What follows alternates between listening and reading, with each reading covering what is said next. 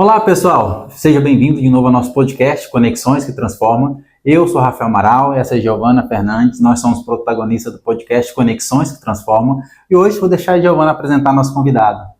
Olá, meus queridos! Sejam bem-vindos a mais um podcast. Hoje é o nosso 10º podcast. Estamos com um entrevistado fantástico, Dr. Vladimir Mota, delegado de Polícia Civil há 14 anos, atuou como secretário de Segurança Pública no Tocantins entre os anos 2021 e 2024, uma gestão destacada pela valorização das forças de segurança, fortalecimento de políticas públicas, com sólida experiência na polícia, forças armadas, é reconhecido por sua liderança e seu comprometimento com a justiça. Dr. Vladimir, prazer recebê-lo aqui hoje. Obrigado. Seja bem-vindo. Obrigado. E aproveitando, antes de dar início para o nosso podcast, hoje nós somos patrocinados pelos óculos Estilo, isso mesmo. E esse patrocínio, ele vem diferenciado, gente. É um patrocínio com direito a sorteio. Então, você entra no Insta do Óculos Estilos, vou deixar para vocês aqui embaixo, manda um direct escrito Eu Quero e vamos ter um sorteio dia 30 de abril. Quem sabe você ganha um óculos maravilhoso. Não perde essa oportunidade. Doutor, é contigo. Seja bem-vindo. Muito obrigado, Rafael, obrigado, Giovana. É uma grande satisfação poder estar aqui com vocês neste momento e que a gente possa discutir, participar de um grande evento desse aqui, que é o podcast, que vocês têm desempenhado muito bem aí, que a gente está acompanhando aí nas redes sociais. Obrigado, doutor. Que bom, doutor, que bom. Doutor, antes de começar, eu queria ouvir a história do senhor. Conte pra gente um pouco da história do senhor. Posso pegar meu livro? Pode, claro, com certeza. A minha vida é praticamente um livro. Eu vou escrever também uma autobiografia futuramente, eu estou planejando isso, para poder levar o conhecimento a todos, né, e um pouco deixar o registro. A gente deixa o registro para que aqueles que têm interesse em verificar essa autobiografia e compartilhar dessa história, né, possa ter um pouco de conhecimento. Bom, eu nasci numa comunidade carente do Rio de Janeiro, sou oriundo do Rio de Janeiro, meus pais são paraibanos. Naquela época, na década de 60, 50 ali, até 70, havia muitos retirantes. Eles saíam do norte e nordeste, iam para São Paulo, Rio de Janeiro, e ali tentavam a vida. E meu pai e minha mãe não foi tão diferente. E assim eles foram para o Rio de Janeiro, se conheceram lá jovens e tiveram uma família. Inicialmente instalados na região do Caju, depois foram para Penha, onde hoje é chamada Vila Cruzeiro especificamente. Um bairro, um local hoje dominado pelo tráfico de drogas e organizações criminosas. E meu pai e minha mãe, eles fizeram de tudo, trabalharam bastante. Minha mãe era costureira, meu pai pedreiro, tiveram 13 filhos, eu sou o 10º dos 13. E 10º dos 13. Sou o 10, né? Número 10. Eu uso a camisa 10. E aí, nós crescemos num ambiente familiar em que a vida não era tão fácil. Eu escutei numa palestra esses dias que o pobre não troca de roupa. É a roupa que troca o pobre. Então saía a roupa do meu irmão, ia pro irmão mais novo, e assim, aquela bolsa de chita feita de... Então eu tive uma vida como milhares de pessoas têm no Brasil hoje, né, de sofrimento, de luta diária. E assim a gente foi crescendo. Eu vendi picolé, vendi bolinho de aipim na favela, dançava Michael Jackson para as pessoas na rua e dava 50 centavos. E assim foi. Eu acho que no meu auge ali, pode ser que eu vender picolé seria o momento de mais auge, porque eu comprava R$1 e vendia 2. Então eu ganhava 100%. Eu aprendi um pouco do empreendedorismo nessa época. Aí eu fui, desde pequeno, catei latinha, vendi cobre para ferro velho, um monte de coisa. Lavei carro. E aí, aos 13 anos, eu fui para Juiz de Fora. Meu irmão, em 89, teve um acidente, um dos meus irmãos. E eu fui para a casa dele, passei 13 anos construindo a casa dele. Carregando carrinho de areia, pedra, auxiliando pedreiro, trabalhando de ser pedreiro, e estudava à noite. Então, de 6 às 10 da noite, eu tinha que estudar. Mas de dia eu tinha que trabalhar na obra do meu irmão. Não por imposição dele, né? Mas para ajudar, né? E aí, meu cunhado, um dos meus cunhados, chegaram e chegou um dia foi ajudar foi bater lá, fazer um concreto lá, não lembro bem, e trouxe um recortezinho para mim. Antigamente tinha aqueles recortes de jornal, o concurso saía numa tirinha de jornal. E trouxe essa tirinha de jornal e trouxe para mim. Vladimir, vai abrir vaga para aprendiz de marinheiro. Eu tinha 16 anos. Aí eu falei, cara, eu vou fazer. E eu vou contar um breve relato aqui, rapidamente. Sim. que naquele momento que eu estava só em obra, estudo, eu estava meio na rebeldia da adolescência. Sim. E eu achava que aquilo dali não era para mim, eu tinha que buscar mais. Foi quando parece que Deus falou comigo e colocou meu cunhado no caminho e me deu esse recorte. Quando ele me deu esse recorte, que eu olhei, vou fazer essa prova. Voltei para o Rio de Janeiro, comecei a lavar carro para ter o meu sustento e fiz a prova e passei. Aos 16 anos para a Marinha. Chegando no exame médico, o médico me reprovou por escoliose. Você tem escoliose, você não pode entrar. Eu falei para você, aí uns colegas meus saindo assim, eu falei, não, cara, ano que vem eu vou voltar, esse mesmo médico vai me aprovar. Se você quer alguma coisa, você tem que soltar no universo, você tem que pedir a Deus que ele te dá. E falei o seguinte, esse mesmo médico vai me aprovar. Saí dali, no ano seguinte, com 17 anos, fiz a prova, passei, o mesmo médico me aprovou. Olha. Ou seja, será que eu fui curado da escoliose? Não. Então, definitivo. Passei sozinho, fui para Pernambuco, passei um ano em formação militar, me formei. Nesse período de 94, meus pais foram para Paraíba, porque os meus irmãos já migraram um pouco para Paraíba, fizeram o caminho reverso do meu pai. Hoje meus irmãos são tudo coronéis lá na Paraíba, passaram na Polícia Militar também. E aí voltei para o Rio de Janeiro. Ao chegar no Rio de Janeiro, já fui direto para a África do Sul. Passei 4 dias no Rio e fui para a África do Sul e Moçambique. Chegando em Moçambique, eu vi uma cena, eu trabalhava no rancho e fui jogar um saco de sebo de carne no caminhão e esse sebo caiu. Havia duas fileiras, né, uma de cada lado, de marinheiros, para que as pessoas não avançassem ali. Mas aí um senhorzinho velho, já idoso, avançou, furou a fila, pegou aquele saco de sebo, colocou nas costas e correu para os contêineres. E ali veio uma grande reflexão. Eu pensei, gente, eu não sou pobre. Não. Eu tenho que comer, eu tenho que vestir. Mas essas pessoas que vêm aqui buscar sebo para comer, é terrível a fome. E aí eu comecei a refletir naquele momento ali. Voltei, pegamos o navio depois, fomos para Cape Town, uma cidade linda, maravilhosa. Isso aí o senhor tinha que idade, mais ou menos? Eu tinha 18 anos. 18 anos. Que experiência, né? Né? Com 18 anos. E é interessante que eu recebia R$700 e naquele momento eu recebi $600, não sabia nem o que era dólar. Aí recebi $600 assim, por causa dessa viagem, que seria nossas diárias. E foi interessante, né? Não tinha dinheiro, não recebia dinheiro assim, de governo, né? E aí então, olha, aquilo ali refleti, pegamos o navio, voltamos para o Brasil, e aí começou a minha vida rodando o Brasil, o litoral nacional. Fui para Argentina, Mar del Plata, Porto Belgrano, Rio Grande do Sul, Santa Catarina, Santos, os portos, né? Passado início, eu fui tirando o 2º grau dentro do navio. Eu tirava o supletivo, ia lá, pegava 10 provas, estudava. Fazia, quando tirava. Atracava, eu passava quase 15 dias viajando e uma semana no porto e sempre estudando ali. E eu aprendi uma coisa, que você tem que tirar sempre 20%, 30% que você ganha para investir no seu conhecimento. E passado 2 anos do navio, eu queria sair... Doutor, isso foi passado pelos seus pais? Isso foi uma coisa que eles te ensinaram, assim? Olha, a criação... Eles são de origem humilde, né? A criação... O meu pai era muito ausente. O meu pai trabalhava de 5 da manhã, chegava à noite, e aquele pessoal da década de 30, né? Não era outra criação, sim. O meu pai sempre tinha uma mesa que ele chegava primeiro aos dias de domingo, não dá para almoçar todo mundo junto, mas de domingo ele era o primeiro a chegar na mesa. Então aquela questão desse povo mais antigo. Mas minha mãe era aquela pessoa que a educação era essencial. Minha mãe só teve a 4ª série, então ela ficava na fila de madrugada, 3 horas da manhã estava na fila para conseguir a matrícula. Mas muito sábio, né? E ela ensina uma coisa, hoje eu vejo pessoas falando, estudiosos falando, que você é resultado de 5 pessoas que você convive.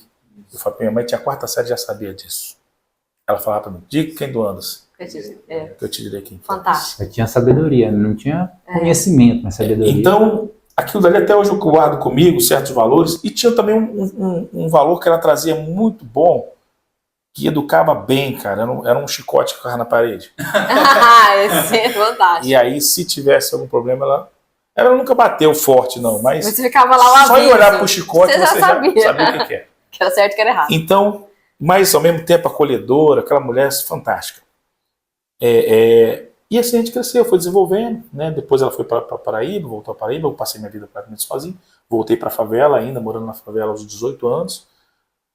E aí, em 96, meu irmão tinha passado na prova de oficial da Polícia Militar da Paraíba e foi para o Rio de Janeiro se formar. E nessa formação dele, ele me trouxe uma fita cassete. de um palestrante chamado Laí Ribeiro. O Laí Ribeiro, nessa fita, ele me deu, cara, assiste isso aqui. É o que eu falo, Deus sempre agiu na minha vida.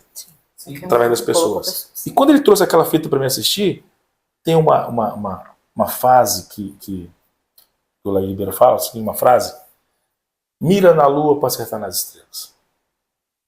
E eu estava fazendo concurso para oficial da Marinha. Como eu falei, eu sempre investi 30%, 20% que eu ganhava sempre na educação. Eu andava, depois de 2 anos que eu saí do navio, eu trabalhei no centro da Marinha, eu passei 2 anos andando 5 quilômetros de ida, pegando um ônibus à noite, voltando para casa 5 horas da manhã de pé. Ou seja, minha rotina era: acorda 5 horas da manhã, pega um ônibus, vai para o centro do Rio de Janeiro, trabalha, 7 horas vai, anda 5 quilômetros, vai estudar, pega ônibus, meia-noite chega em casa. E assim foi minha rotina durante 2 anos, quando eu era marinheiro ainda. E eu fiz a prova de 96 para a Marinha, para o oficial da Marinha, e não passei. E em 96, meu irmão chegou com essa palestra. Fita, e eu assisti aquilo dali e eu lembrei dessa frase: mira na lua para acertar nas estrelas. Cara, eu tô focado para oficial da Marinha, mas tem aqui sargento do Exército, sargento da Aeronáutica. E aí, em 97, eu fiz para sargento do Exército, da Aeronáutica, e fiz também para oficial da Marinha. Oficial da Marinha eu não passei, mas passei para a Escola de Especialistas da Aeronáutica e passei para a Escola de Sargento das Armas. Escolhi a Escola de Sargento das Armas, e lá vai eu mais uma vez para uma escola de formação no Rio Grande do Sul, onde eu passei 10 meses e me formei sargento do Exército. Então, quando eu volto, já em 98, formado sargento do Exército, eu volto a morar na favela.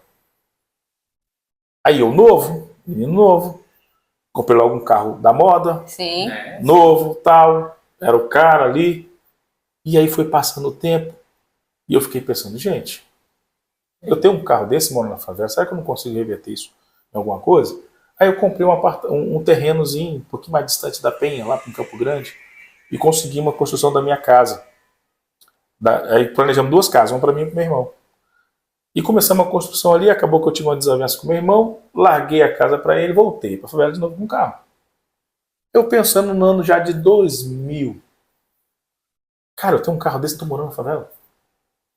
Vamos vender esse carro. Vendi o carro, comprei o apartamento e morei próximo à favela. Tem até hoje esse apartamento lá.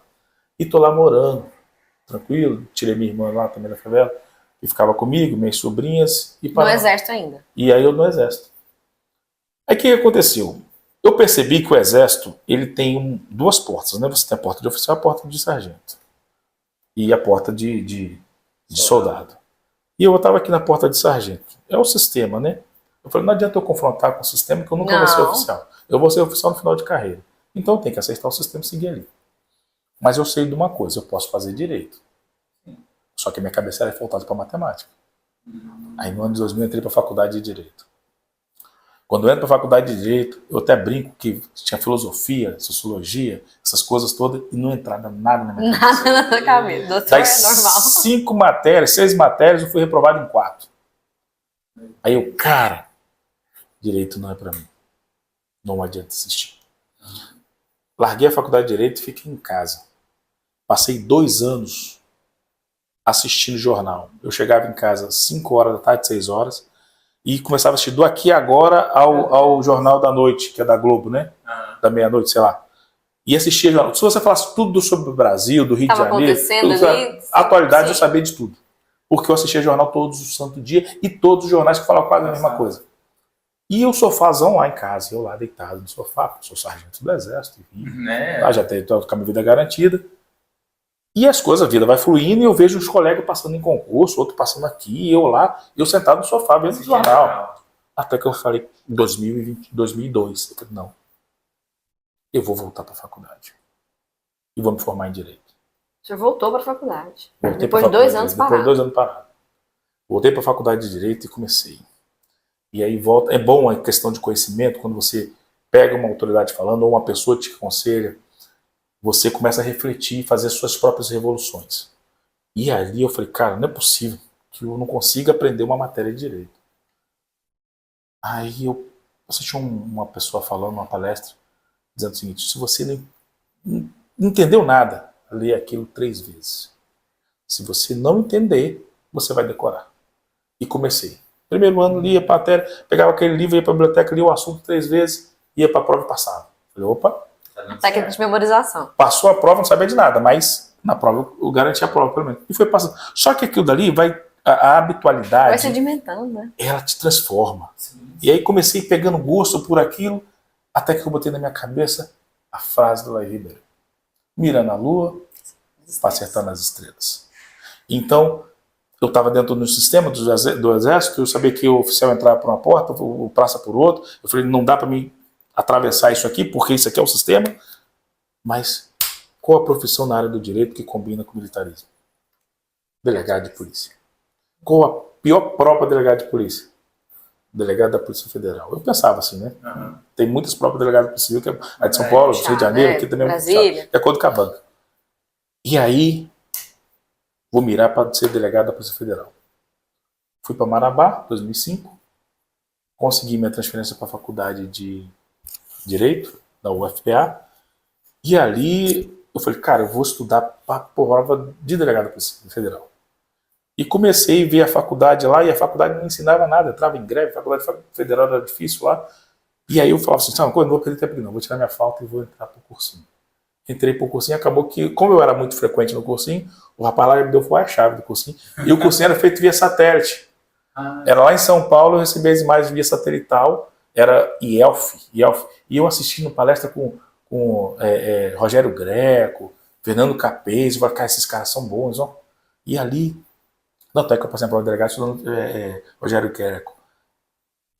E aí eu vendo aquilo dali, falei, rapaz, os caras são bons, tem que ser bom. E comecei aquela técnica ali de insistência, todo dia ali, dormindo, às vezes cansado, vindo do trabalho, mas estava lá. Ia lá no banheiro, lavava a cara e ia lá. Pronto. Passou uns 3 anos, me formei em 2007.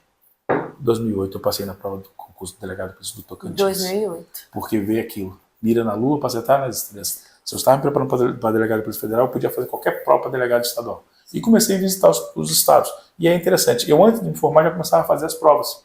E não passava. Aí em 2007 cheguei a fazer uma prova, 2006 fiz outra, até que 2008, me formei em 2007, 2008 passei na prova daqui. E 2008, 2012 eu passei na prova do Paraná. E já estava aqui nomeado, desisti do Paraná. Entrei para a polícia, chegando aqui, me mandaram para Araguatins. Lotado em Araguatins. E Araguatins era o local pior da polícia. E lá só ia policiais punidos. E eu pensei, não, gente, pode me mandar para onde vocês quiserem. No exército a gente aprende algum jargão, né? Se você estiver no inferno, abraça o capeta e vai embora. E aí eu fui. Foi a melhor coisa que fez, foi feito para mim, porque eu conheci minha esposa lá. Araguatins. E em 2013 eu fui nomeado regional de Pedro Afonso, onde lá estive. E um delegado, o Dr. Fernando, que já não conhecia a nossa história, assumiu a secretaria em 2018. Sim. Me convidou para ser delegado geral. Eu era a primeira classe, eu fiquei 8 anos sem promoção, eu via gente sendo promovida, eu não ligava muito para isso. E acabei passou 8 anos, eu não era promovido, era delegado de primeira classe ainda. Já era para ser terceira classe, era primeira classe. E eu não pude assumir, então, a delegacia geral, mas eu poderia assumir a subsecretaria, que é um cargo político. E eu fui nomeado, então, subsecretário em 2018. E de acordo com a situação que se pairava ali, não combinava comigo, entreguei o cargo junto com os outros colegas. E, posteriormente, já em 2021, né, com a saída do governador e a assunção do outro governador, fui convidado para ser secretário e permaneci até dezembro de 2024. Né, de 25 de outubro de 2021 a dezembro de 2024. E agora estou me preparando já para a aposentadoria, encerrando minha carreira de polícia. Encerrando a carreira de polícia, né? Mas nos bastidores ele já confessou que tem muita coisa, tem livro. Aí, vocês vão se impressionar, né? É isso aí. Doutor, me conta, 14 anos de Polícia Civil. Quando o senhor assumiu a secretaria, o que te marcou numa posição de liderança assim tão estratégica? Primeira coisa que a gente, quando assume a secretaria, a gente olha pessoal. Não se faz segurança pública sem pessoas. Pegamos uma polícia desvalorizada, desmotivada, desacreditada e, pior de tudo, com sérios problemas psicológicos e problemas financeiros. Diante daquela problemática, a gente sentou na mesa e comecei a convidar algumas pessoas para sentar comigo e compor uma equipe. A vida te dá vários nãos, mesmo você sendo um secretário de Segurança Pública. Sim. E eu recebi vários nãos. É importante ter ciência disso. E recebi vários nãos de colega. Você quer sair, você quer compor, porque eu não ofereci cargo para ninguém. E recebi vários nãos. E aí aqueles que foram ficando, a gente sentava do lado, e vamos ficar aí, vai conversando, e depois nós montamos um xadrez, colocando as peças em cada lugar, para compor uma equipe. Depois que compor a equipe, demos liberdade para que possam trabalhar, claro, sob supervisão, e aí nós fomos recompondo. Tivemos dois problemas essenciais, que era estrutura e pessoal. Pessoal, quando eu falo, é a falta de pessoal, é desmotivação de pessoal, todo um contexto que envolve o pessoal. O senhor sentiu isso assim que o senhor assumiu? Não, já sentia na pele, porque eu vivia isso. Eu era delegado. Entendi. Eu também estava desmotivado como muitos colegas. Então o senhor trouxe a sua vivência para dentro da sua posição estratégica. Exatamente. Então, como eu já sabia disso, e teve delegado de polícia que chorou na minha mesa. Porque não estava mais motivado a sustentar o instintivo de delegado de polícia. E aí a gente sentou, não, vamos recompor. Cada um foi conversando, montamos a equipe e começamos a acelerar. E eu baixei a primeira portaria, tem até hoje, a gente comentava agora há pouco, que é trazer Deus na secretaria. Era um ambiente meio sombrio. Quando você entrava ali, você via que era um ambiente meio sombrio. Tenso. Tenso. E trouxemos Deus. Eu baixei uma portaria. E quando eu falo Deus no sentido amplo, porque eu tenho meu Deus, você tem seu Deus, mas eu respeito, assim como Deus nos deu a liberdade de ação, você tem um livre-arbítrio, cada um tem seu Deus, e eu não posso intervir nisso. Eu posso tentar te convencer a trazer por meu Deus, que é Jesus Cristo, que nos conduz. Mas eu jamais posso te obrigar, porque você tem um livre-arbítrio. Então nós baixamos a portaria de modo que todos que pudessem e quisessem tivessem 1 hora para estar bem de espírito. E passamos a recompor espírito. A partir dali, nós começamos a incentivar o quê? Corpo. Mandamos algumas pessoas ir nas delegacias, fazer exercício, atividades, montamos uma academia que está hoje funcionando plenamente, lá na escola da polícia. Corpo, espírito, corpo, financeiro. Nós colocamos a parte financeira em dia. Todas as diárias foram pagas, todas as indenizações estavam sendo pagas. Eu fui a Brasília, diante da gravidade que ocorreu, por exemplo, em 2013, com mortes aqui. Nós conseguimos 5 milhões para investir no nosso policial, para poder diminuir o índice de violência, mas em compensação também mostrar que aquele pessoal que ele trabalhando um pouquinho a mais, dando grandes resultados, ele pode receber também a sua diária em dia. Então nós corremos atrás do financeiro, melhoramos muito o aspecto pessoal. No aspecto estrutural, nós conseguimos um terreno para a construção da cidade da polícia, que espero um dia, está todo o planejamento pronto, espero um dia ser feito, porque a gente precisa de estrutura, mas ao mesmo tempo já antecipamos móveis bons, cadeiras boas, computadores bons, tecnologia. Sim. Por exemplo, se hoje você consegue tirar uma identidade, nós tínhamos 20 milhões que ia ser perdido. Né? E esses 20 milhões nós fomos lá junto com o governo e conseguimos resgatar 20 milhões e hoje você tem a identidade digital na palma da sua mão. É isso mesmo. Então, nós conseguimos buscar todos os recursos. E dentro dessa visão estratégica, você não pode estar olhando só para o copo. Né? O copo está com água pela metade. Ele pode estar meio cheio ou meio vazio, de acordo com o que você vai ver. Você pode estar desanimado ou motivado. Então, sempre que você está motivado a fazer uma coisa, você sempre vai olhar o copo, querendo transbordar ele cada vez mais.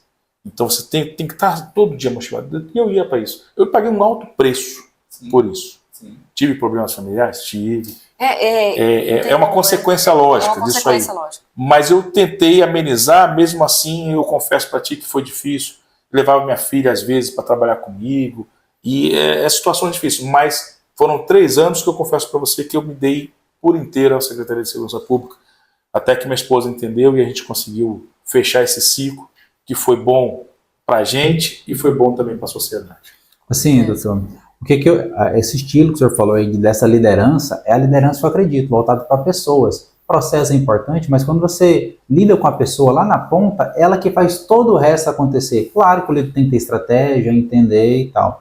É o que o senhor falou, o senhor tinha um propósito, teve que pagar o preço, né? Sofreu junto com a família, que sempre quando a gente tem um propósito grande, a gente sofre com a família. A família caminha junto jeito. com a gente, não tem jeito. Né? Isso mesmo. E os resultados estão aí, né? Os policiais satisfeitos, digamos assim, né? Talvez não tá como todos queriam, porque a gente vai agradar todo mundo. Mas é um panorama muito diferente de anos atrás. É outro panorama. Sim.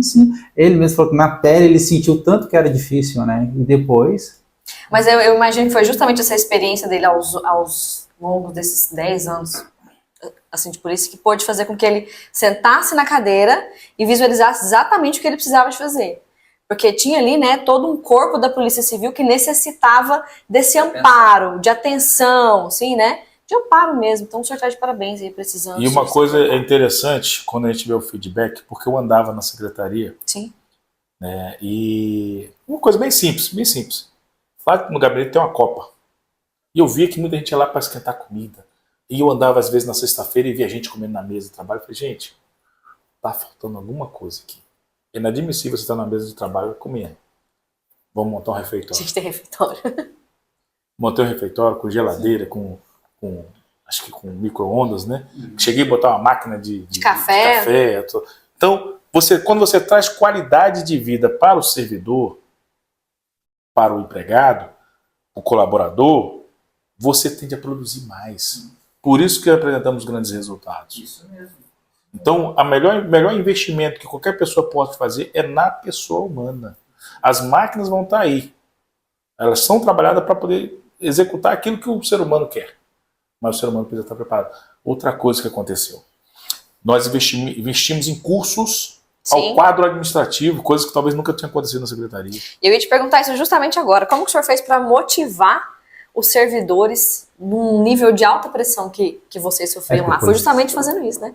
Proporcionando esses cursos, essa capacitação. Existe uma coisa bem clara comigo. Se você quer que a pessoa faça alguma coisa... Alguma coisa por ela? Dê um exemplo.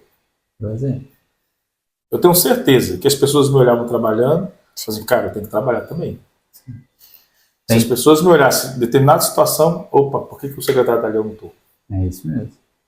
Então, quando você trabalha, por exemplo, quando você tem uma família que você dá o exemplo, os seus filhos vão te seguir. Sim, faz sentido. Esses dias mesmo eu andava pelo shopping, e eu ainda da época do militarismo, às vezes eu jogo a mão para trás. E ando com a mão para trás. Coincidentemente, minha esposa gravou a minha filha com a mão para trás, andando atrás de mim. Depois eu vou postar esse vídeo. E a vida é assim. Se você quer ser um líder, quer ser um gestor, dê o exemplo. Esse exemplo vem no campo espiritual, no campo profissional, no campo familiar. Se você é um mau pai, você vai ser um mau gestor. Porque se você não consegue administrar nem a sua família... Gerir sua casa. Entendeu? Então você precisa refletir sobre isso. As pessoas precisam entender isso. Quando as pessoas começam a clicar a mente e ver, opa, preciso de mudança, ela consegue fazer grandes transformações na vida dela e das pessoas. Doutor, no tempo que o senhor esteve à frente da secretaria, existe algum caso, alguma situação específica que o senhor viu que impactou a sociedade, impactou a segurança pública como um todo? Nós tivemos um problema sério de segurança pública no estado do Tocantins. Em 2023 nós enfrentamos aí uma crise de homicídio. Verdade. Uma grande crise de homicídio. A pressão era de todos os lugares. Inclusive eu fui usado ali como pessoas maliciosas utilizando uma frase recortada de uma entrevista que eu dei. Mas eu acho que quem tem que ganhar é a sociedade, não eu. E admitir um erro. Se eu tivesse que explicar também me explicaria por que eu disse a frase. Mas a gente sabe que quando você entra para o campo político, você tem mais inimigos que amigos. Pessoas maliciosas fizeram aí da minha frase algo que tentaram deturpar a minha imagem.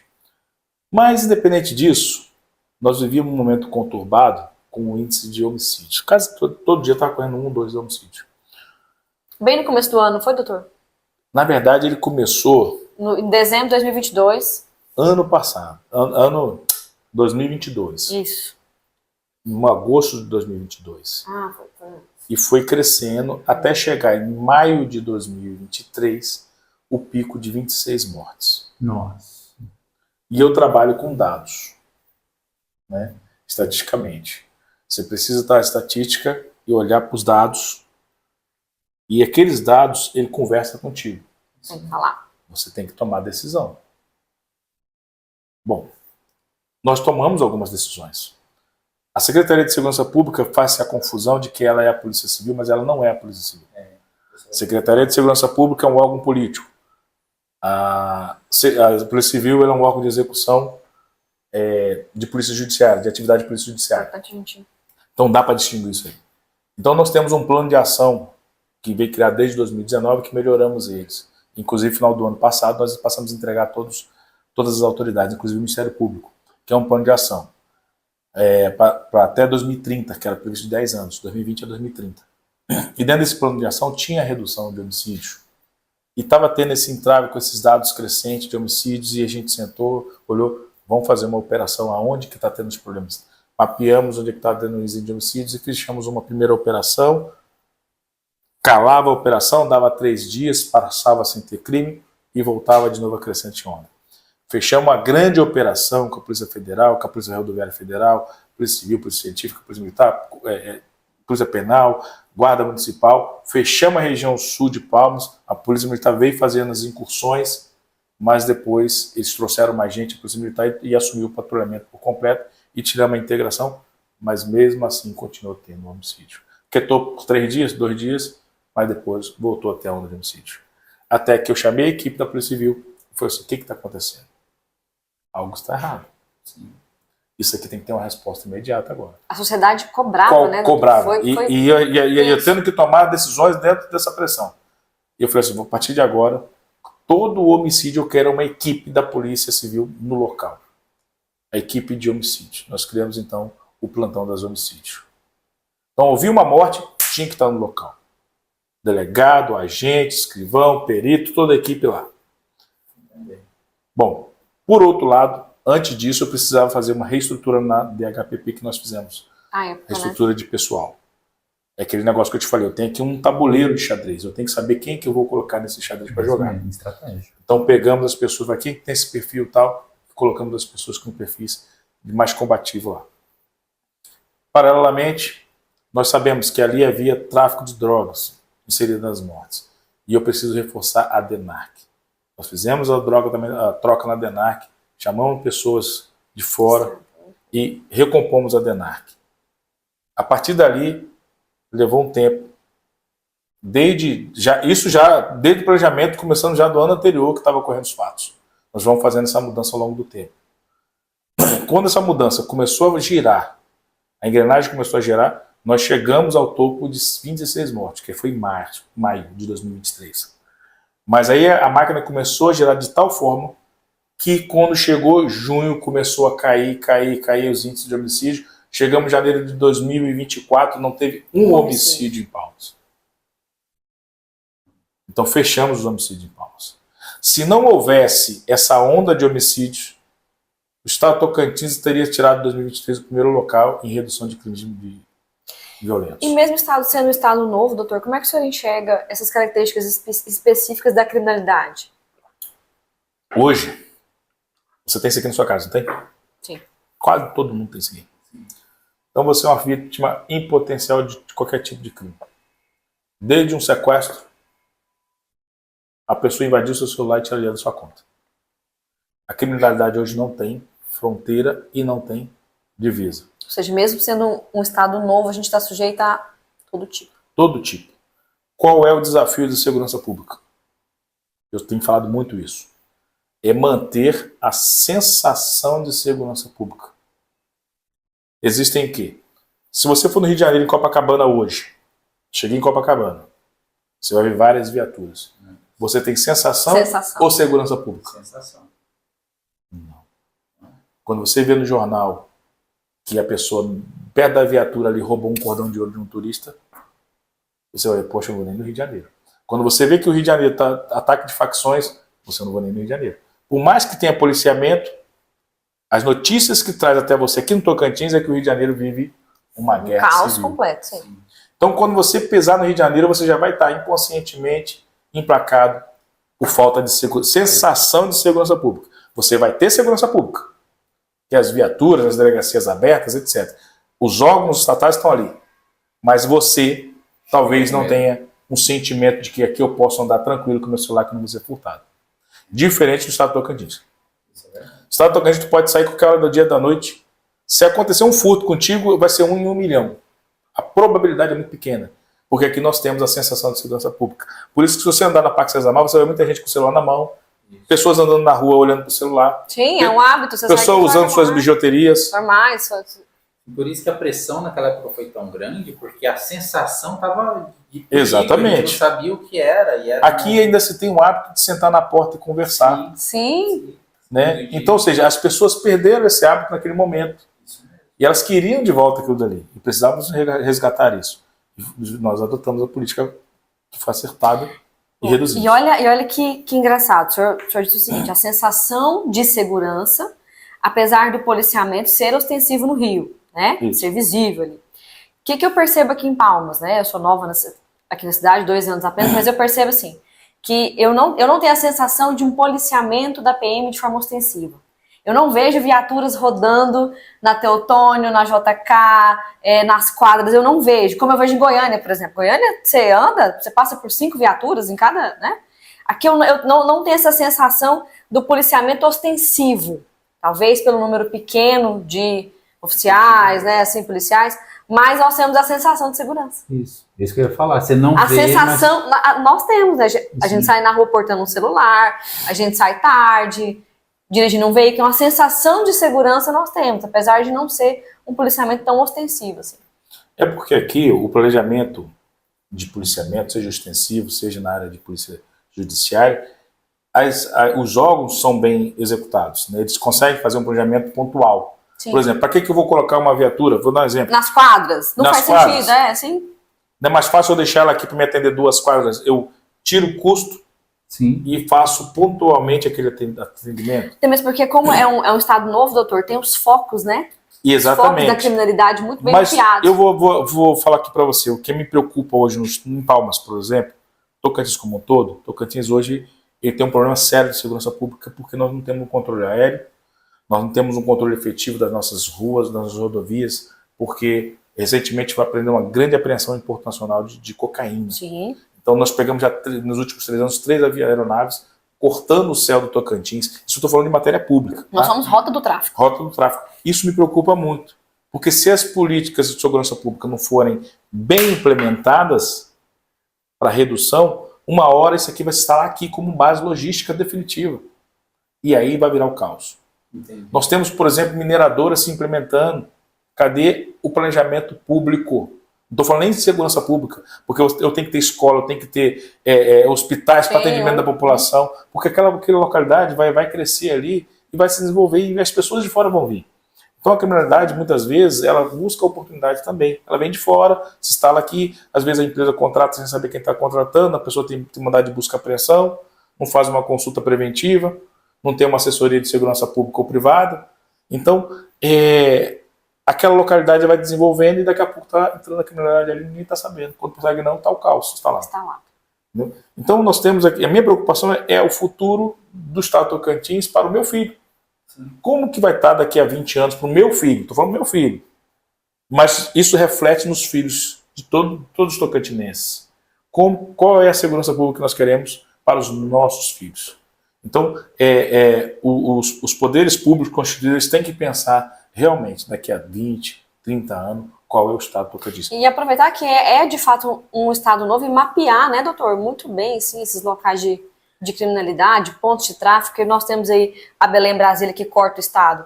Né? As cidades ali, infelizmente, elas são dominadas pelo tráfico, né? Exatamente por esse acesso facilitado. Precisa melhorar cada vez mais o investimento em segurança pública. Nós temos o fundo hoje de segurança pública, ainda é pífio na minha visão.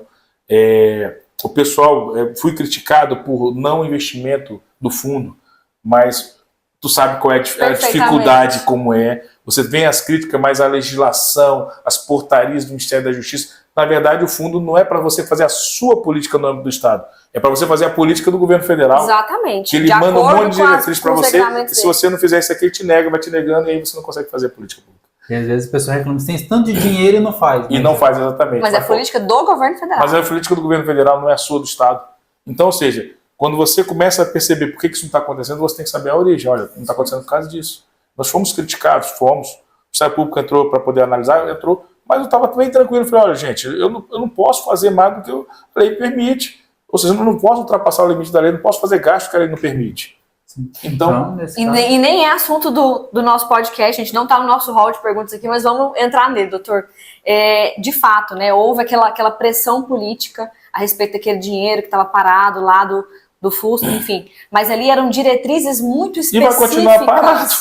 E detalhe, doutor, todo o dinheiro que foi gasto, ele foi muito bem gasto, no sentido de gasto de forma correta. Exatamente. É importante a gente frisar isso, né? Tudo que foi investido, o dinheiro que foi gasto de forma correta. Nós não temos ali, no âmbito, nenhum desvio, nenhuma situação, né, com o dinheiro público federal. Eu saí bem tranquilo, porque as diretrizes que a gente tomou é o princípio da legalidade. Está na lei, concorreu à licitação, posso pagar 10, eu paguei 20 milhões do EIBS. Não tem problema nenhum, mas você concorreu à licitação, você fez a entrega que vai beneficiar a população, não tem problema não, eu assino. Agora, se eu peço uma mesa de 2 centímetros de grossura, você me entrega de 1 centímetro, eu não vou te entregar. Não é bem gasto o dinheiro público, tem que ser gasto de forma correta. Tem que ser de forma correta. Então, tipo exemplo, nós temos um investimento que acho que só me engano 17 milhões ainda do FUSP, e só entrega de imóveis. Vieram me procurar e falaram assim, não, doutor, mas o pessoal tá... Eu falei assim, olha, deixa eu te falar uma coisa. Se você está concorrendo no edital que diz lá que é 2 centímetros, e o material é XYZ... Não atende. Se você me entregar esse material, você vai concorrer. E se você ganhar, eu pago você. Agora, se você me der 1,9 centímetro, a minha equipe vai ser recusada. E se ela cobrar alguma coisa de você, você me avisa que eu vou mandar prender quem tipo cobrou isso aí. Então eu não tinha dúvida, o meu jogo era bem claro. Nós entramos no momento que o Estado passou por sérias dificuldades. Uhum. E o alvo das investigações foi basicamente a Secretaria de Segurança Pública. E eu não vou manchar a minha história, sim, como eu contei para vocês aqui, porque senão eu vou ver o chicote da minha mãe na parede. Na parede, te esperando. Não, e é engraçado, doutor, você falou no comecinho da conversa, comecei a assumir a função e escolhi as pessoas certas, né? Então, eu tinha certeza quem estava na ponta com o senhor para te ajudar nessa gestão. Gerindo, né? É isso aí que é interessante. Isso aí aprendi no Exército. O Exército, você tem que confiar no seu companheiro de olhos vazios. Você tem uma folha em branco aqui que eu vou fazer uma dinâmica rápida aqui? Pode riscar aqui, né? Eu fiz isso aqui com a minha equipe. Eu faço muitas coisas de dinâmica, porque às vezes as pessoas não conseguem entender você falando. Uhum. Mas é uma coisa que eu falei, uma das primeiras reuniões com a minha equipe foi o seguinte. Eu estou lhe dando uma folha em branco. Uhum. Essa folha aqui é a minha confiança com vocês. Mas também é a mesma folha que eu estou recebendo de vocês. Sim. Essa confiança ela tem que ser recíproca. Muito, de cima para baixo, de baixo para cima, de um lado para o outro.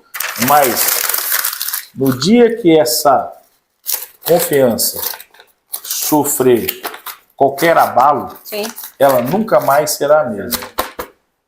Você pode passar o ferro nessa folha aqui. Não vai ser a mesma. Você sempre vai ver as arranhuras que ficou da falta de confiança. Então esse era meu trato da minha equipe. Eu confiava nelas de olho fechado. E assim também eles confiavam no senhor e assim conseguia fluir uma gestão que foi, né, de sucesso e de benfeitorias para todo mundo, que a população toda percebeu também. Às vezes as pessoas acham, mas está demorando, mas é o processo político, é o processo, as coisas não acontecem do dia para a noite, tem que leva Houve a tempo. Mudança da lei de licitação que causa um problema sério. Tivemos que mandar gente para fora do Iguaçu para fazer a lei. E Rafa, hoje a atual gestão, na minha visão, e todos sabem disso, ela colhe o que foi plantado na gestão do Dr. Vladimir. Sim, sim. Né? A colheita ela é posterior, a gente sabe disso, a gente semeia porque a colheita é posterior. Então, da mesma forma como ele colheu situações de gestões passadas. É isso mesmo. Então, hoje ali, né, está daquela forma, tem essas evoluções, porque foi uma colheita muito sorte. Doutor, agora outra coisa. O senhor viveu muito, tem muita experiência, mas lá na secretaria, o que o senhor tirou de aprendizagem pessoal para o senhor, né, de tudo isso? O convívio com as pessoas. Oi, eu achei que esse convívio já vinha lá do exército e tal, mas então lá... Já era uma experiência passada, né? Já... O convívio, é diário. As pessoas que você convive, elas mudam. Eu trago a vida ela é como o rio. O rio ele tem duas vertentes. Ele nunca atravessa uma montanha, ele desvia dela. E quem não tem a capacidade de desviar das montanhas, vai ficar no meio do caminho. Então o rio contorna, existem pessoas que contornam as montanhas e conseguem chegar até o mar. E o rio nunca é o mesmo. Se você entrar no rio hoje, levantar o pé e botar o pé novamente, você não pisa no mesmo rio. Aquelas águas passam e você vai estar num novo rio. E aí vem a Bíblia e me ensina o seguinte: se você pratica o bem volta para você. Se você pratica o mal volta para você. Então procurei praticar o bem com as pessoas, transformar a vida das pessoas. Um dia, andando na secretaria, uma senhora, não lembro agora o nome dela, ela, doutor, eu quero falar com o senhor. Não, o senhor trabalha aqui no Serviços Gerais e tal. Eu falei, pô, quer falar comigo? Eu queria falar com o senhor, que mal, eu falei assim, que mal eu te fiz? Ela riu e tal. Não, doutor, o senhor fez foi um bem. O senhor sabe que eu tenho 60 anos de idade, nunca fiz academia. E era meu sonho. Nossa, eu sei quem é. Eu tinha um sonho de fazer academia, acho que já tinha perdido uns 7 quilos já. Nossa, que E eu bom. tô tendo essa satisfação de fazer, e o senhor me proporcionou isso, eu nunca vou esquecer. Verdade. Quando você ouve isso, Uma coisa simples, muda, né? transforma. Faz você sentido. percebe que as suas ações, por mais pequenas que sejam, elas transformam as pessoas. Né? Então, quando você passa pela pessoa que visita uma sala e dá um bom dia, que você olha nos olhos das pessoas e fala assim, bom dia, gente. É, isso aí era que eu fiquei sabendo que o senhor passava em todas as salas, né? Bom dia, Era um hábito pessoal. dele. Da sexta-feira, gente. Sexta-feira ele Eu passava até lá. falava, vem, Misericórdia. quero ver quem sextou, quem não sextou, porque agora eu vou tirar a falta de você. É um pequeno gesto, né? que Não, e faz trazer diferença. essa proximidade, Rafael, entre servidor administrativo e o secretário de Segurança Pública. Sim, Porque, sim. poxa, ele tá passando na sua sala sexta-feira para te cumprimentar, para te perguntar se tá tudo bem. Ali você tem oportunidade de responder sim ou não. A gente responde que sim, claro. Mas você tinha oportunidade ali, né? Então o senhor era muito acessível, doutor. E isso fez a diferença. Isso era comentado em todas as salas. A gente escutava o senhor passar na sala. Nossa, você tá chegando, gente. Arruma na cadeira que ele tá chegando. Centro-direita. Centro-direita. Não, mas essa relação interpessoal ela é muito boa. Eu tô te falando porque na Marinha eu tive um relacionamento com o pessoal, no Exército outro, na delegacia outro, e agora na secretaria outro. Porque é o seguinte, o que mudou em mim? O delegado, o marinheiro, o sargento, o secretário. Não mudou nada, é o mesmo Vladimir de sempre. Porque você é aquilo que você é.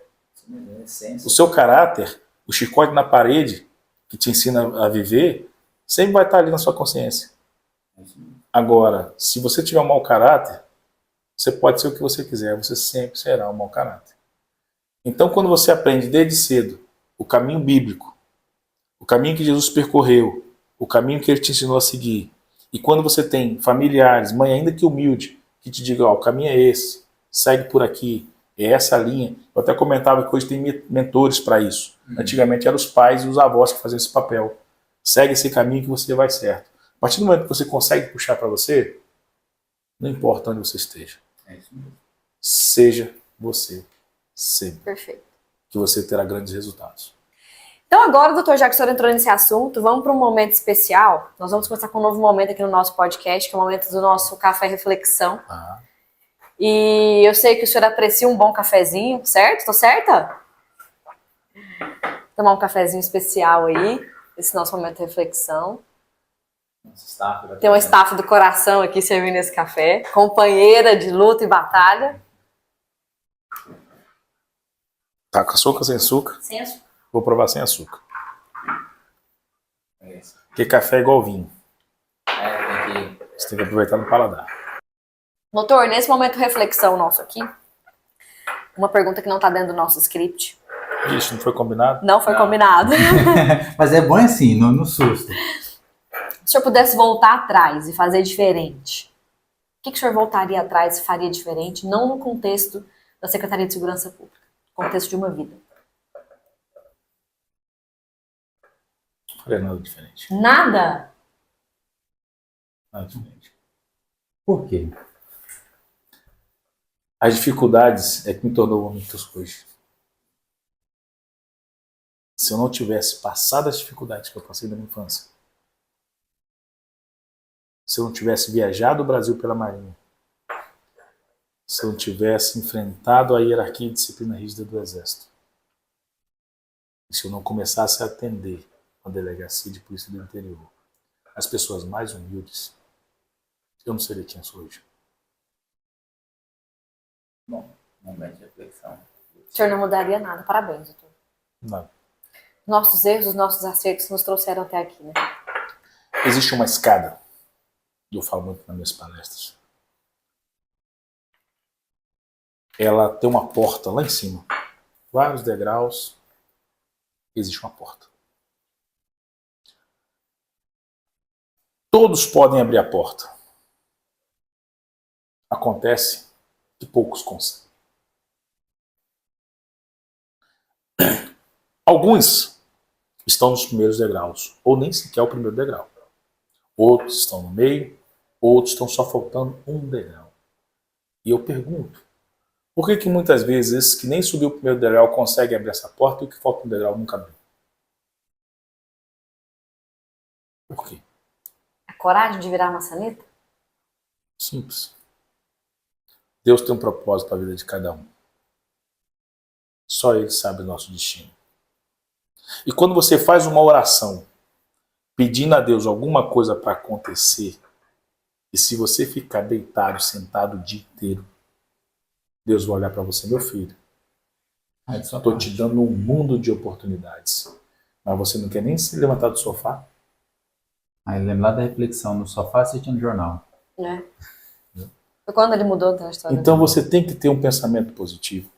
Você tem que cuidar do seu lado religioso, tem que cuidar do seu lado físico, tem que cuidar do seu lado psicológico, do seu lado familiar.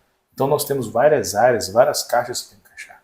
Quando a gente começa a entender isso, infelizmente a gente só consegue entender na maturidade. Sim. Se eu pudesse ser um jovem com a idade com a mentalidade que eu tenho hoje, seria ótimo. Mas não, eu precisei ter toda essa trajetória para ter a mentalidade que eu tenho hoje. Talvez eu possa mudar a vida de um jovem. Talvez eu possa mudar a vida de um jovem. Mas é interessante que Deus sempre me acompanhou em todos os meus passos. Minha mãe sempre foi temente a Deus, sempre nos ensinou a Bíblia, nos mostrou os caminhos corretos, os caminhos largos, os caminhos estreitos, e eu preferi os estreitos. As dificuldades da vida, ela vai te impulsionar cada vez mais para mais longe. Doutor, eu falo que eu já refleti muito sobre isso. Eu falo que Deus nos acompanha, está conosco, mas a virada de maçaneta ela é nossa. E tudo que o senhor contou da sua história aí, Rafa, tudo que ele contou para nós, você percebe que ele sempre virou a maçaneta. Sim, sim. Ele estava diante das portas, mas ele não ficou parado diante da porta. Porque muitas vezes nós estamos diante das portas. E a gente não vira a maçaneta. E o senhor, em todas as oportunidades que o senhor teve, o senhor virou a maçaneta, abriu e entrou na porta. Então, acho que isso né, é o mais interessante que fica dessa reflexão de hoje aqui. Que o senhor foi lá, fez e aconteceu. Debaixo da promessa de Deus, não ficou esperando. Confiando em Deus, mas fez a parte dele. Não ficou esperando só Deus prover. Não, eu confio, eu acredito que Deus vai ajudar e eu vou. Isso serve de reflexão, pessoal, para todo mundo. Se tem algo, se quer alguma coisa, corra atrás, né? Vá. A história dele reflete isso, demonstra isso. A gente fica muito pensativo. Eu sou um pouco sensitivo também, que eu acho que faz parte da nossa vida, né? Quando você pega a fluidez do pensamento.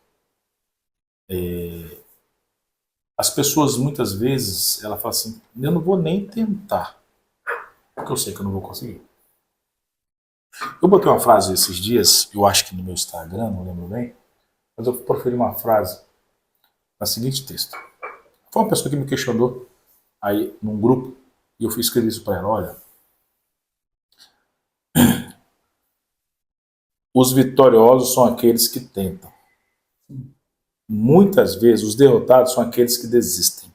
Às vezes você pode até perder, mas você tentou. Já está na frente de muitos. E aí eu aprendi volta ao Laí Ribeiro. Laí Ribeiro nos ensina a corrida de cavalo. Muitas vezes numa corrida de cavalo, o primeiro colocado tira um prêmio de 3 vezes mais do que o segundo.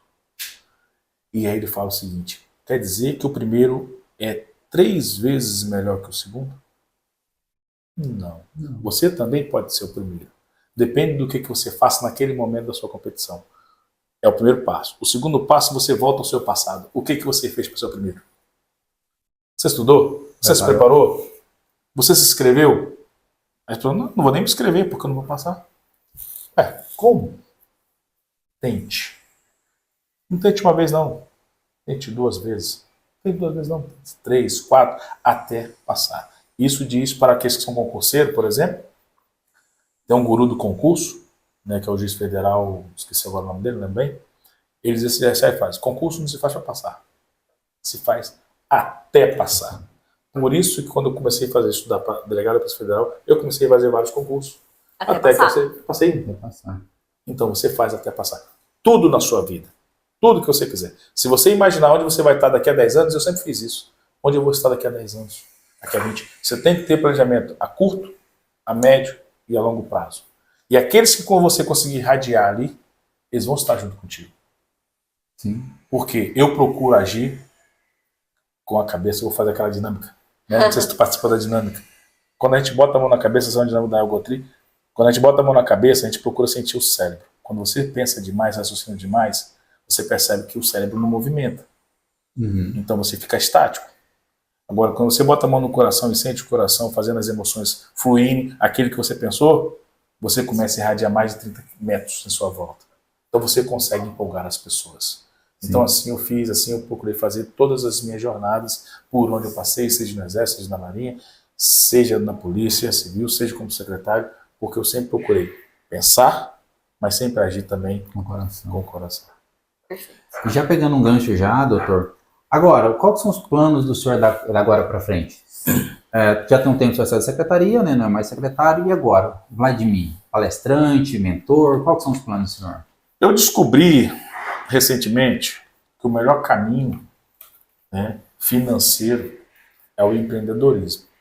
E eu só aprendi lá atrás, quando eu comprava picolé a R$1 e vendia 2. Eu ganhava 100% do produto. Qual é o banco que te dá isso? Nenhum. E eu percebo que o Tocantins tem inúmeras oportunidades. E uma grande oportunidade é o empreendedorismo. Sim. Nós precisamos ter uma escola de empreendedorismo aqui em Tocantins. Então, com base nessa reflexão, nós estamos aí já com a palestra montada, colocando à disposição para aqueles que quiserem que a gente leve essa palestra até o seu público, desenvolvendo pessoas e motivando pessoas e desenvolvendo vidas, né? E para levar essa mensagem de esperança, de solução e poder clicar na mente das pessoas. As pessoas precisam raciocinar e pensar diferente. Sim. Saber que ela pode mais do que ela tem ali. Ela pode ir além. Aí eu pego, como que um menino que nasceu numa favela chegou ao alta gestão de um estado? Com grandes resultados, fechamos o ano de 2024 com redução de menos, de um pouquinho, um número um pouquinho mais, mas vou arredondar. Menos 66 em redução de crimes violentos contra a vida. Olha aí. Ou seja, nós adiantamos um resultado que era para 2030 para 2024. Sim. Era a meta para 2030, né? A meta era para 2030, nós reduzimos para 2024. Então você pega como que você consegue chegar a isso? Claro que tem toda uma história por trás disso, toda uma técnica, mas é isso que a gente precisa levar para as pessoas, essa mensagem que elas podem mais do que devem. Então nós estamos também trabalhando com a mentoria, questão de mentorias, para poder individualmente, porque às vezes você fala com uma massa, com o público, as pessoas saem dali, poxa, mas eu queria reservado, eu queria fazer isso. Então nós estamos preparando a mentoria para que as pessoas possam também preparar a mente com técnica de PNL, com técnica de gestão, entre outros, para que elas possam também tocar a sua vida da melhor forma. Por isso que é motivando pessoas e transformando vidas. Ela pode transformar as vidas delas. E estamos aí também buscando parceiros para formar um grupo bom, para fazer com que as pessoas possam viver melhor, possam fazer um Tocantins melhor. E esse que é o nosso projeto. Também, paralelamente, claro que o projeto-chave, esse é o projeto máximo que eu tenho, é o de ser auxiliar da minha esposa. A minha esposa ela tem um empreendimento que é o Óculos Estilos, e nós vamos investir agora também no Óculos Estilos, com mais técnicas, com mais novidades, para que também possa crescer esse empreendimento. Porque é interessante, a gente consegue perceber o quanto que um óculos muda a vida de uma pessoa. Sim. Que o acessório faz diferença, né? Às vezes, você está tão deprimido, tão triste, tem nada para te motivar. Tu acordou, levantou, botou o pé esquerdo no chão, tu já começou a sentir o chão frio, o calcanhar começou a doer, e aí a lágrima começa a descer. Aí tu vem, puxa um óculos, eu vou encarar a vida. É verdade. É isso aí. E vou para frente. E barco no toque. Aproveitando, pessoal, esse podcast de hoje é patrocinado pelo Óculos Estilo, tá? Então entra no direct, @ tá aqui embaixo, deixa eu quero, vai ter um sorteio de um óculos maravilhoso para você, então não perde essa oportunidade, tá? Nosso aqui, ó, @ Óculos Estilo, eu quero, sorteio dia 30 de abril. Doutor, eu perguntei isso pro senhor mais cedo e eu vou refazer novamente a pergunta. Porque vou contextualizar. Muito me impressionou o senhor, que veio de uma carreira militar, uma carreira policial de tantos anos. Quando eu conheci, eu notei que o senhor tinha uma mentalidade diferente. O senhor enxergava a gestão de forma diferente, enxergava pessoas de forma diferente. Eu percebi isso na sua conduta diária ali e de gestão também. O senhor trouxe essa necessidade de enxergar pessoas, enxergar processos, mas o contexto geral. E isso a gente não vê, não é muito comum enxergar em servidores públicos e em policiais. Falando que eu tenho uma experiência com isso. Quando foi a sua virada de chave? Quando que o senhor virou a chave? Porque pegando o teu histórico, né? O senhor tem uma mentalidade muito diferente, muito aberta para um histórico de militarismo, de 14 anos de polícia civil. Quando o senhor virou a chave? Agora eu entendi mais contextualizada a pergunta. Quando eu saí do Exército, eu era executor. Sim. O pessoal mandava, a gente executava. Um dia eu falei que ia mudar minha vida e quando começou essa questão do concurso, eu falei que o Exército podia fazer o que quisesse com o meu corpo. Pular, gritar, mas na minha mente ele não ia entrar. E passei no concurso e fui embora. Ao assumir a delegacia de Araguatins, eu trabalhava com a mesma intensidade que eu trabalhava no Exército. Chegava, fazia de tudo para chegar às 8 horas e ficava até 10 horas da noite. Almoçava na delegacia e ali ficava. E aí eu comecei a perceber umas dificuldades dos nossos policiais. Eu tentei trabalhar os nossos policiais como se eu estivesse no Exército. Houve um sequestro de um menino, por exemplo, e aí tivemos que fazer uma busca numa fazenda, andar 5 quilômetros debaixo do sol quente para poder... Disseram que teria uma casa lá que o menino poderia estar lá. Peguei meu pessoal, era eu mais 4 agentes. Peguei a arma longa, fiquei na frente, fui encontrei colete, o pessoal atrás, o pessoal, vamos parar aqui, nós vamos caminhar esses 5 km, que não tem acesso de carro, vamos pegar a trilha que eu chego lá, a gente vai invadir. Eu andei, sol quente, aquela embuste todo. Quando eu andei 200 metros à frente, eu olhei para trás, não tinha ninguém atrás de mim. Sozinho. Os policiais estavam debaixo de uma árvore. Falou assim, doutor, volta aqui, o senhor quer matar a gente? Um sol desse. Equipado. E o senhor vai matar a gente assim? Vai chegar lá sem energia para poder... Ah, não, gente, por favor, me poupe. Aí eu falei, cara, realmente, eles não estão preparados para isso. São excelentes policiais, mas aquilo dali era ato típico de militarismo. Sim. Você fazer uma trilha de 5 quilômetros e ainda ter energia para poder... Porque você tem preparo para isso. Mas os policiais civis eles são preparados para investigar, fazer a análise de coisa, é outra realidade. E aí eu tive que adaptar, clicar minha mente para entender o policial, a necessidade do meu policial. E aí a gente começa a entender comportamentos humanos. Eu preciso lidar com meus policiais e eles precisam estar bem. Voltamos, devagarzinho, um arrumou um cavalo, aí foi 2 num cavalo, e aí começamos a perceber que a gente conseguia chegar lá. Foi ajeitando a rota. Fomos ajeitando a rota. Até que a gente chegou e constatou que lá não tinha nada. Voltamos. Eu chegava em casa cheio de carrapicho, carrapato de vaca. E aí, no dia seguinte, a gente começava a refletir. Eu continuava a mesma rotina de sempre. O tempo foi passando, aí tu começa a ouvir a história de um, começa a ouvir a história de outro, e a delegacia vai fluindo. Nós conseguimos fechar. No ano de 2012, tem uma reportagem, até hoje no site da Secretaria de Segurança Pública, que a regional que se destacou no âmbito do estado foi Araguatins, no ano de 2012, quando eu trabalhei lá. E realmente, nós trabalhávamos intensamente. Só que aí eu percebi que as pessoas precisam se adequar à realidade, as pessoas precisam ser ouvidas, as pessoas precisam ser motivadas, as pessoas precisam ter ânimo, para você ter resultado. E aí, é interessante, aí vai fluindo as coisas, eu criei o tal projeto Conhecendo a Realidade.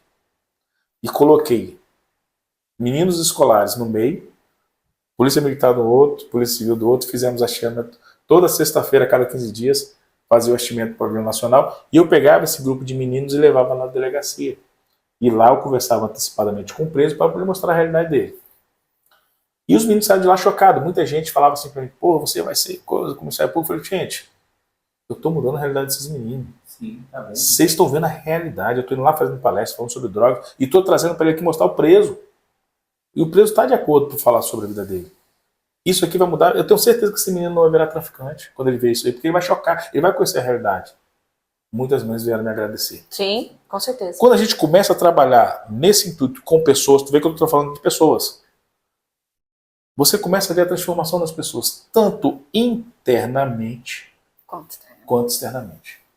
E a partir de 2012 começa uma reflexão, e aí eu sou jogado lá sou transferido para Pedro Afonso.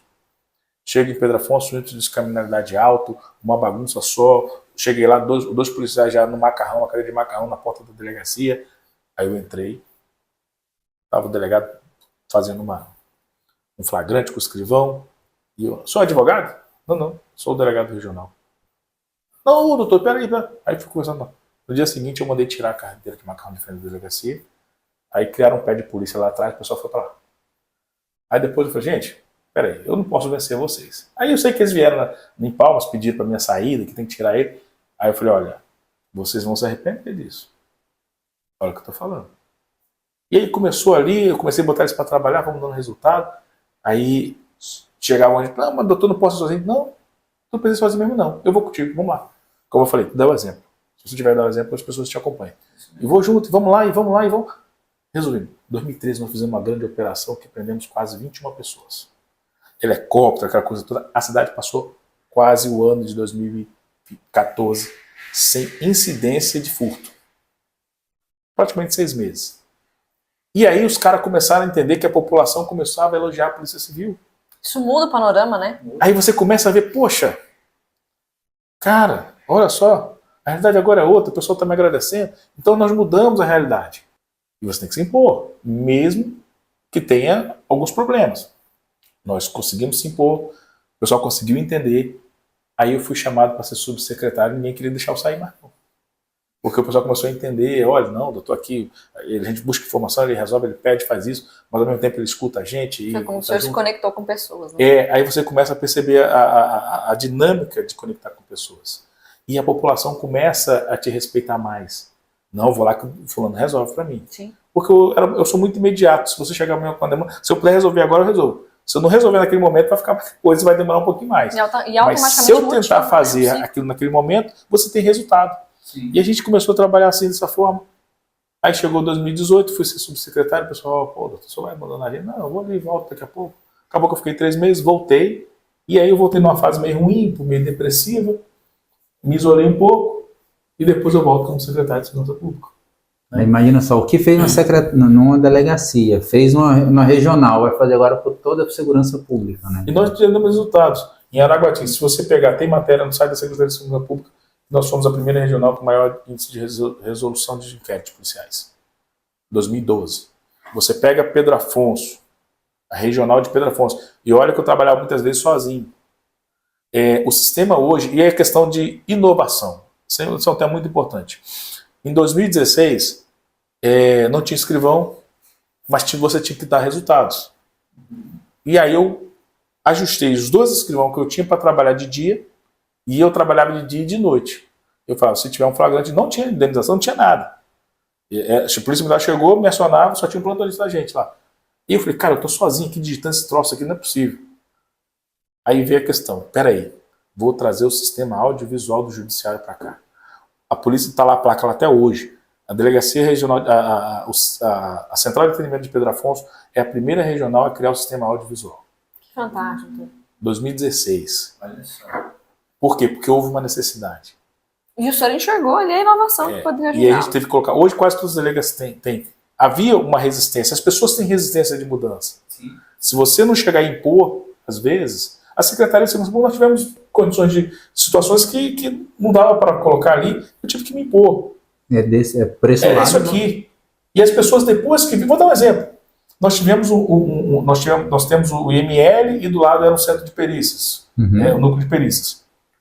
Os peritos fizeram uma reunião, eu fui lá e falei pra gente, acabou de pegar incêndio na cidade da polícia. Foi quando pegou fogo. Eu estou com equipamento de mais de 20 milhões, eu não posso colocar esse equipamento num prédio alugado, gente. Porque daqui a pouco parou o pagamento, a pessoa me despeja, o que eu vou fazer com esse equipamento de 20 milhões? Que era DNA, laboratório de DNA, etc. E o pessoal, não, doutor, o senhor vai tirar a gente daqui, a gente está aqui desde a criação da polícia, não sei o que. Eu falei, gente, deixa eu falar uma coisa, eu vou te dar algo melhor.